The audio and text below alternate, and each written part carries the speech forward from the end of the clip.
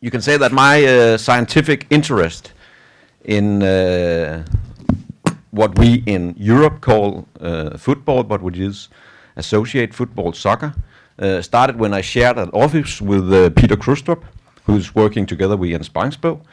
And we shared an office for like 3 years while I did my doctoral thesis in a total different area. And Peter got me interested in some of the aspects of soccer, because you can say much about it, but this is an amazing sport.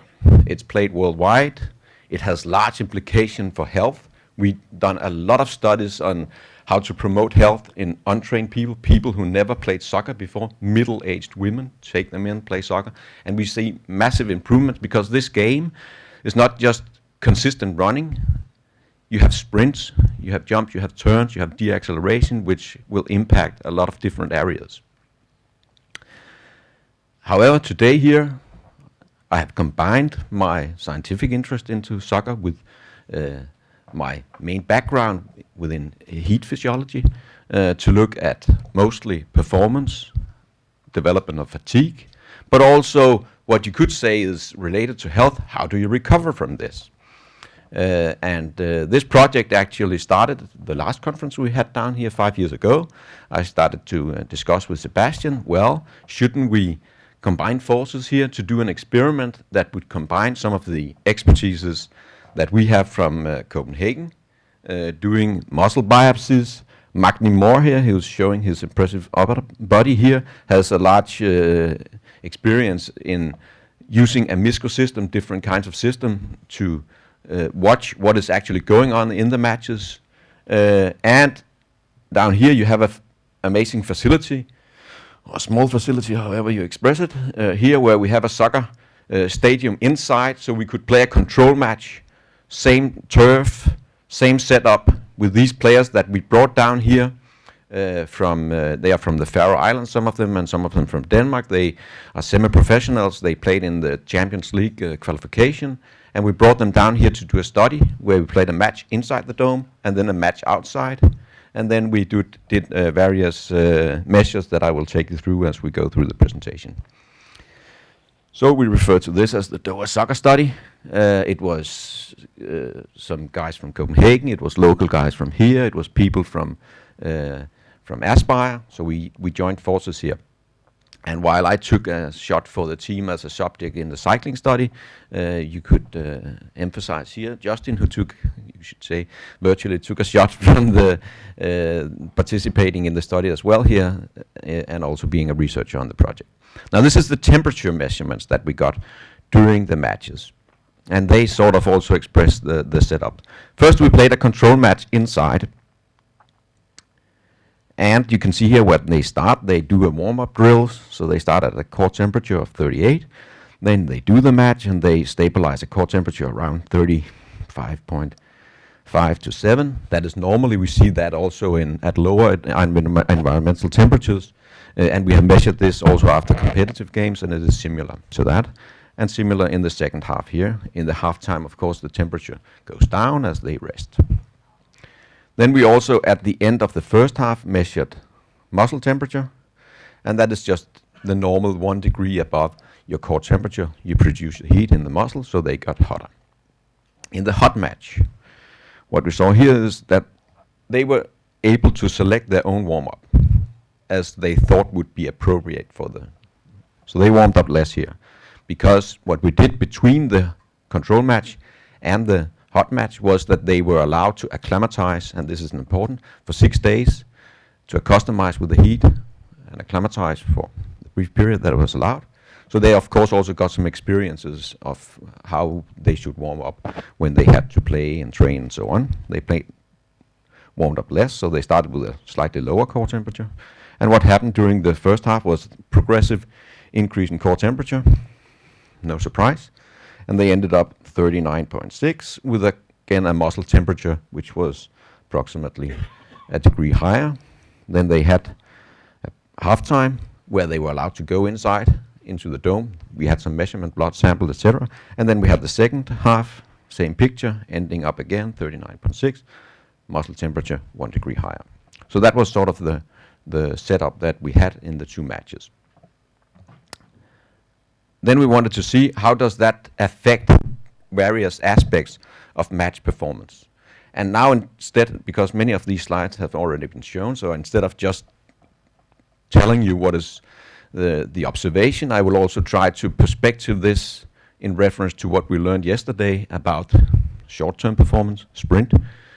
As Ollie showed us, as Sebastian showed us, yes, you have the capacity to activate your muscles fully so you can sprint. And the average time that you sprint, or the average length of sprint, is around 2 seconds. So this is very brief period of time that you do sprint at maximal speeds. And what happened here is that was actually higher in the heat. Why is that? Higher muscle temperature, faster twitch stroke, faster contractions, so slightly higher speeds. Then you could say, well, was this was the peak sprint speed that we observed. Was this just observed once in the game? You could say in the heat. That could be after 15 minutes of exercise. Is that why we see it? So to show you that. And now I should apologize.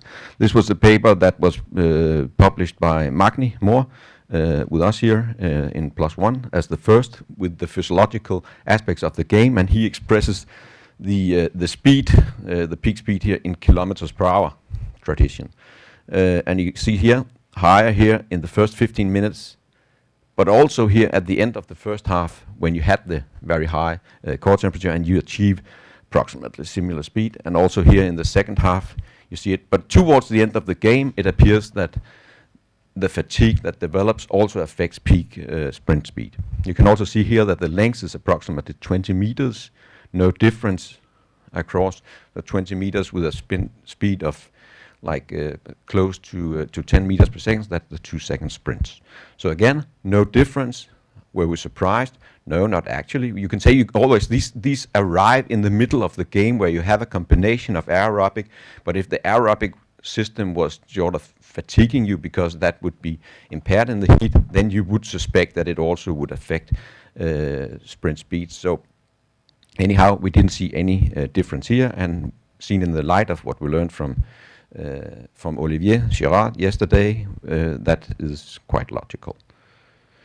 Then we also looked at total running, and especially at running at high intensity. And what we saw was, what you could see, I should say that the hot match was played in 43 degrees absolute temperature, 35 degrees wet bulb globe temperature. So somewhat about where some associations think that you should stop doing exercise, or you should at least not play soccer matches. But what we saw was moderate reduction in total running. You can say, again, half of the time you stand or walk, so that part of the time may not be that much affected.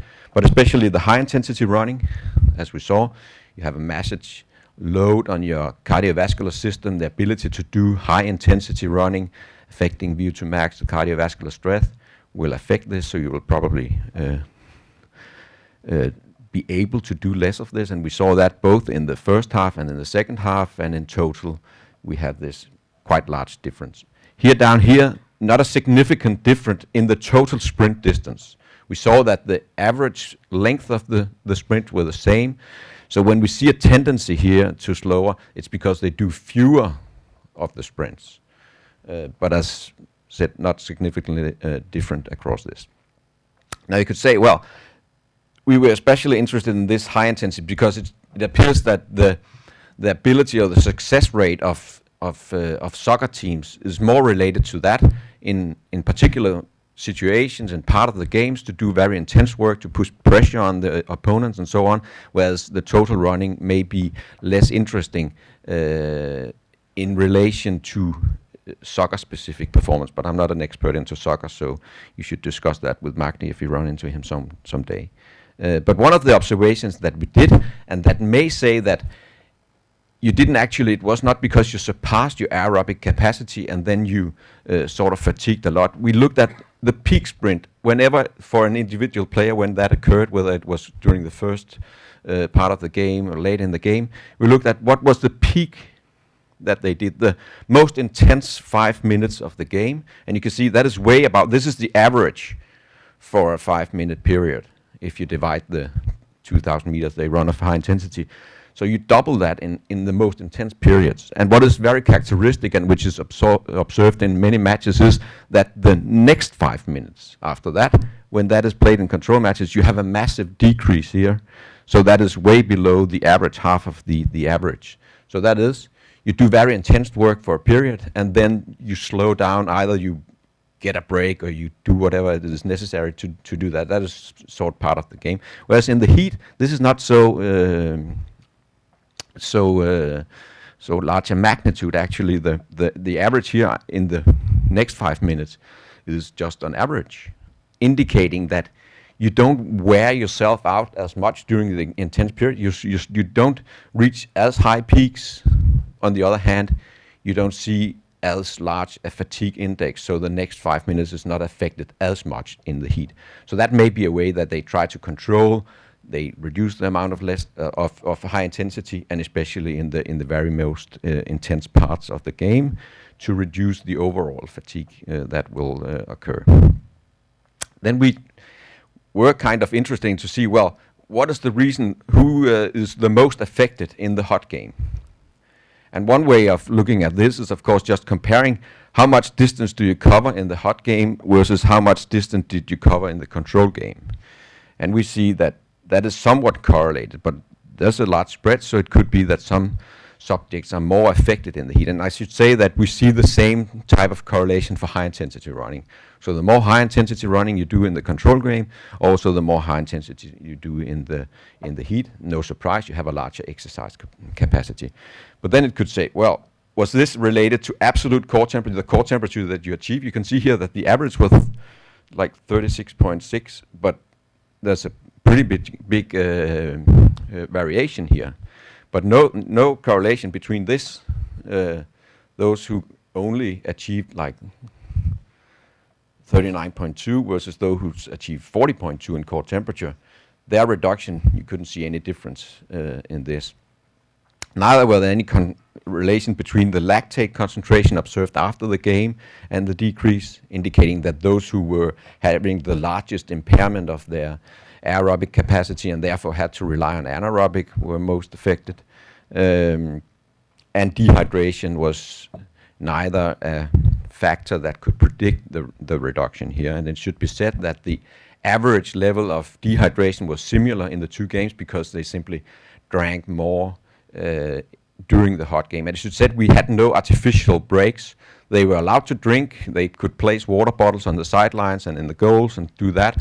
But the referee was told no artificial breaks like it were done in the Beijing final. FIFA said, well, we need to have an additional break here because they were concerned about this. It was not the issue here. So they were actually able to maintain this hydration just by natural means, or that they were aware of the situation. One thing that we did observe is that the total running distance is a predictor of how much do your core temperature increase during the game, and that is not that much of a surprise. I mean, the more work you do in the heat where you're not able to compensate, the more heat you produce, and hence the hotter you get. But it also appears that the guys who run the most, they need to be able to sort of say tolerate that their core temperature increases by 3 degrees. Another predictor of the difference in match distance, as here we can see, this is the average distance decrement, and then you have the variation here for 3 subjects actually running more in the hot match than they did in the control.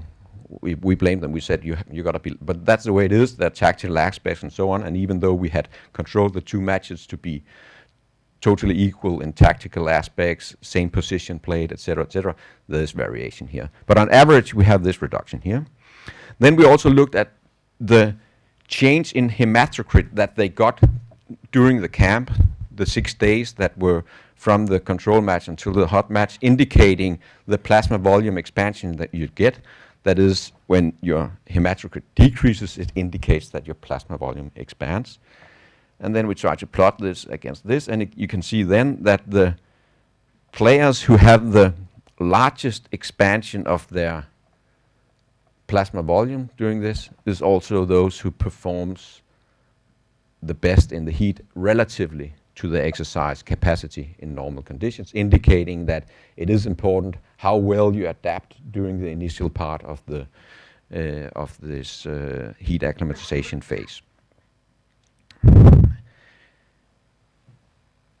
So, we didn't only look at the physiological parameters, we also looked at the passing ability.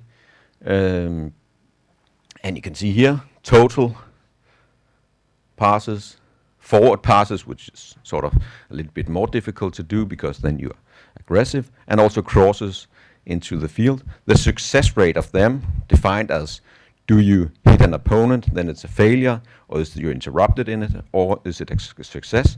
They were all better in the heat compared to the control. Again, if we should try to address that and explain it in perspective of what we learned yesterday, we saw that mental performance was not impaired in the heat, maybe even in the contrary, at least when it was simple decision tasks. I think that Nadia has showed that the more complex the tasks get, the more you may get impaired by hypothermia. So not to stretch anything, then you can say that at least passing a ball in soccer is not that a mental challenging effort. So you can do that with at least the similar success rate. Another aspect is, of course, when you do less running, you also do less defensive running. So at a given time, your distance to the opponent that you have to cover may be slightly higher. So there's a larger ability to pass the ball to this guy. So this is just the performance parameters here. We see high core temperatures and muscle temperatures in the range of 40 to 41 degrees. That allows for faster sprinting. We see more successful passes. We have a reduced distance, and especially high intensity distance. And the players who adapt well to staying in the heat and who already have a large exercise capacity and an ability to tolerate the increase in core temperature that this will impose in the heat, they are also those who performs the best in the heat. Then, as Kelly said here, after the match we were not finished with these guys. They had to go directly for looking at recovery aspects, and one of the idea with this was, of course, the concern that has been forwarded by the International Football Association that playing matches in hot games will be hazardous for the players, that it will increase the incidences of rhabdomyolysis. So we wanted to look at that, both by doing measures of physical performance recovery, but also at looking at indices of muscle inflammation and muscle damage. And if we look at that, one way to do this is to measure plasma myoglobin.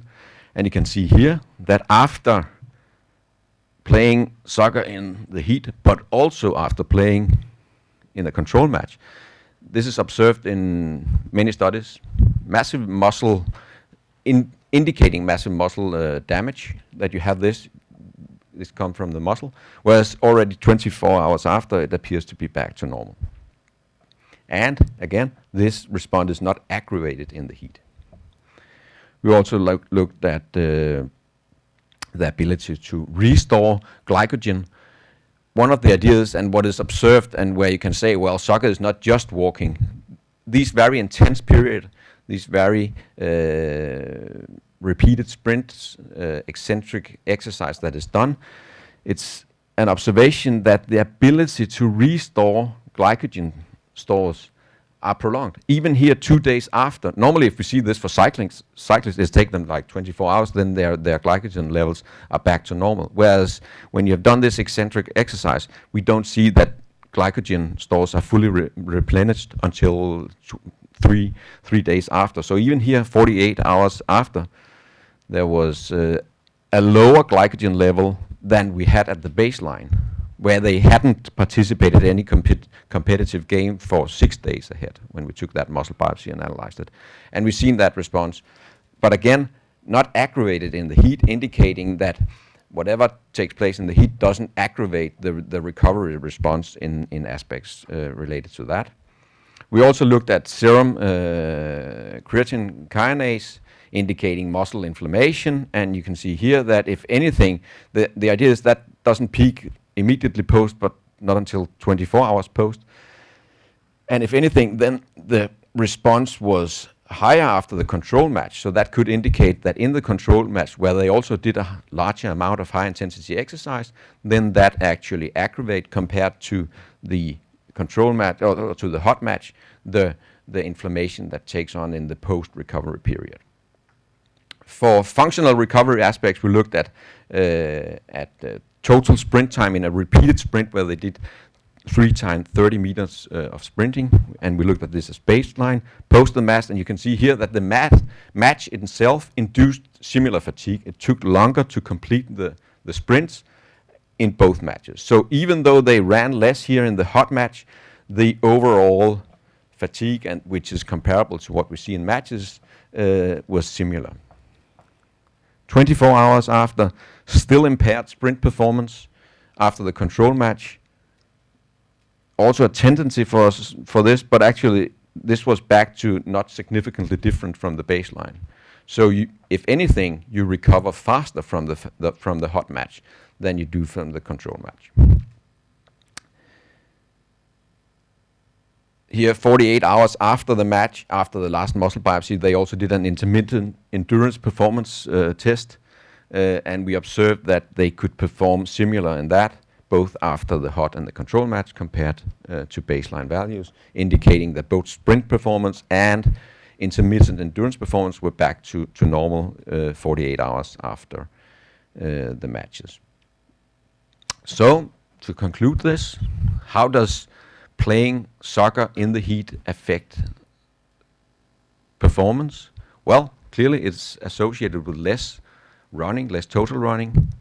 However, the peak sprint speeds are similar or even higher in the heat.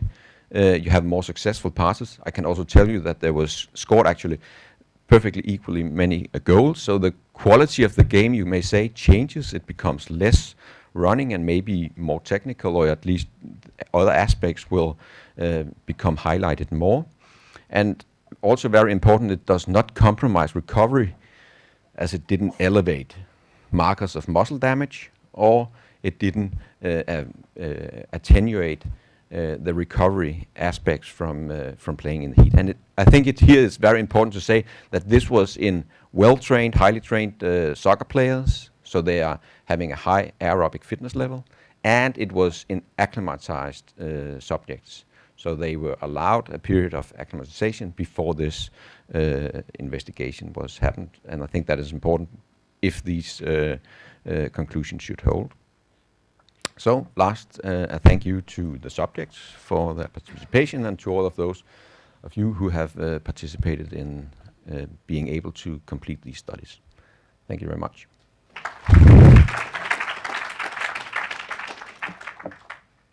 Thank you. Thank you, Lars, for the nice presentation. We've got time for only one question.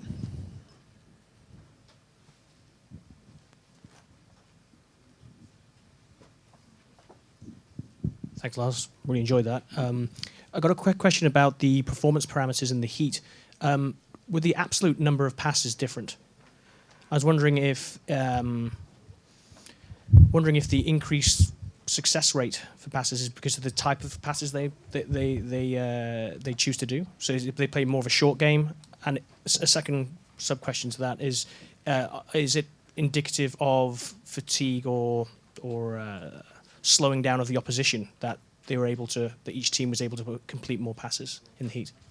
Yeah. First, in regard to the quality of the pass, that was why we divided into forward passes and crosses also, which was of a certain distance.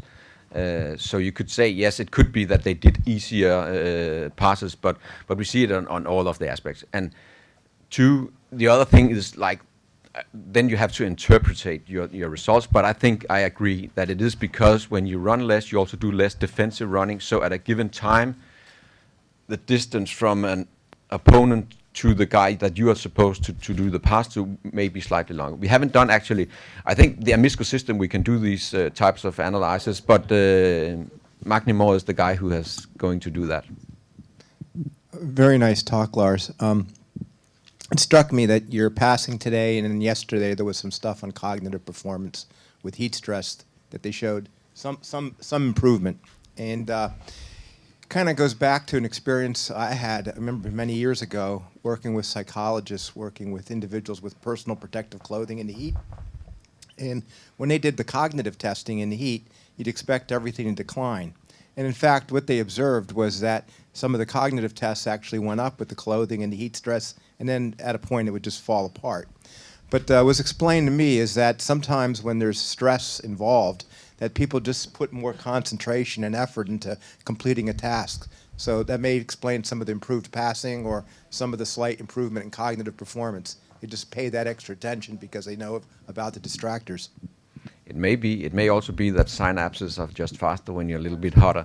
I mean, it's we are clever than the shark because our brains are hotter. And then to a certain point, you will get so much stress that will distract you from the other stuff.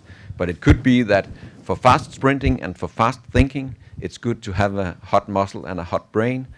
Whereas for high intensity exercise, aerobic performance, it's not so good because the trade-off is that you need to have a large skin blood flow and you have a high heart rate, and so your cardiac performance goes down. And whether then the decrease in stroke volume is triggered by the muscle or by the factors of the heart itself, we can continue that discussion with Jose later today, maybe. Thank you, Lars. Thanks a lot for the nice presentation. If I'm correct, rectal temperature declined about 1 degree Celsius during the rest, the 15 minutes of rest between the two halves. Am I correct? Yeah. I'm talking about the. Can you describe what was the conditions in these 15 minutes for the rectal temperature to drop by 1 degree Celsius? It was just passive rest, so they were allowed to drink, but they rested inside the Aspetar dome. So even though we played outside, they went inside and did the rest. So the resting conditions, both in the hot and the control match, were under similar environmental conditions. Why am I asking this? If I assume that when you move from a hot environment to a cold environment for the halves, then you might notice a skin vasoconstriction, which means that the hot blood will return back to the core. So I would expect a kind of reactive hypothermia or something like that. But the thing is here, if you look at the core temperature, it's 39.5 or 6. And I guess that it did in 43 degrees, your skin temperature will be around 39. So you won't have the same, even though that blood returns, it won't increase your core temperature. I agree if you have a condition where the core is cooler, for example, if you have resting conditions and you rest in a sauna or you rest outside and you will have very hot skin temperature, then you could have a condition where the hot blood returning here. But here the most heat is produced in the muscle, so that is where the heat comes from. We didn't measure in this setup skin temperatures, but the best guess from what we know with these types of environmental conditions is that it will be around in that area. Thank you very much again. You're welcome.